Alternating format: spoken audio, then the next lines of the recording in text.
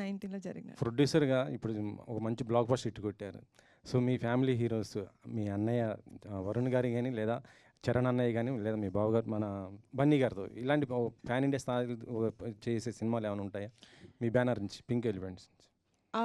జెన్యున్గా చెప్పాలి అంటే I'm someone who always believes in the story అండి. ఫస్ట్ కథ వచ్చిన తర్వాత అది నిజంగా చరణ్ అన్న కానీ బన్నీ అన్న కానీ మా అన్న కానీ వాళ్ళు చేసే అంత స్థాయి ఆ కథకి ఉంటే కనుక నేను డెఫినెట్గా అప్రోచ్ అవుతాను. లేకపోతే ఉత్తిగే వాళ్ళతో చెయ్యాలి కాబట్టి ఏదో కథ తీసుకెళ్దామని అయితే నేను వెళ్ళను. నిహారిక గారు సార్, అయితే యాక్చువల్గా మీరు అన్నారు చిన్న సినిమా కింద మొదలయ్యి ఇంత పెద్ద విజయం అయితే దక్కించుకుంది కదా ఫైనల్గా. ఈయన దృష్టిలో చిన్న సినిమా సార్, మేము ఎప్పుడు చిన్న సినిమా అనుకోలేదు. ఈయన కథ చెప్పినప్పుడే మాకు ఎంత బడ్జెట్ అవుతుందో అర్థమైపోయింది. బడ్జెట్ పరంగా కాదు అంటే కాస్టింగ్ పరంగా కానీ వీటి పరంగా కానీ.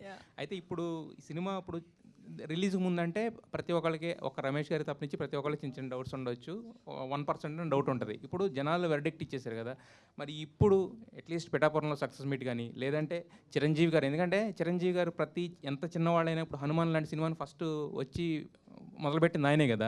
మరి ఇంత పెద్ద సక్సెస్ అయిన తర్వాత ఆయన లాంటి వాళ్ళని పెట్టి లేదంటే చరణ్ గారిని వీళ్ళని తీసుకొస్తే ఏంటంటే ఈ కుర్రాళ్ళకి ఏంటంటే ఒక బూస్టప్ అనేది ఇంకా పెద్ద రేంజ్కి వెళ్తుంది కదా. నేను సినిమా ఇంత మంచి టాక్ వచ్చిన తర్వాత నేను ఫస్ట్ ఫోన్ చేసింది చిరంజీవి గారికి. ఎందుకంటే ఆయన మాకు వీడియో బయట ఇచ్చినప్పుడు మాకు మామూలు ఎనర్జీ రాలేదు.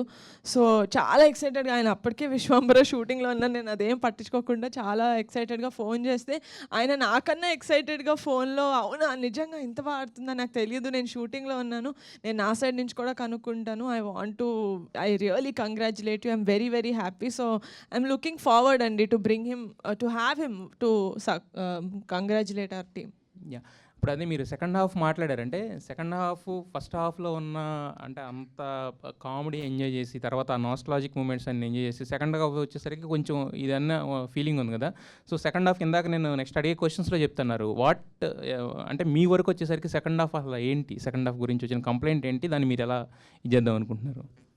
కంప్లైంట్స్ అంటే I'm actually drowning in good compliments. So ఆ కంప్లైంట్స్ డైరెక్ట్గా ఎవరు చెప్పలేరు, కానీ ఆబ్వియస్లీ ఇగ్నోరెంట్గా అయితే లేము మేము. We also see a lot of reviews, we read a lot of reviews. జనాలు ఏమంటున్నారంటే నేను వినింది, if I may say that ఇదేంటి సెకండ్ హాఫ్లో ఫస్ట్ హాఫ్ ఉన్నంత హై లేదు, కొంచెం లో అయింది అని. But to tell this kind of a story మేము ఒక సత్తయ్య దగ్గరికి వెళ్ళిన సీన్ తర్వాత అంత హై వి జెన్యున్లీ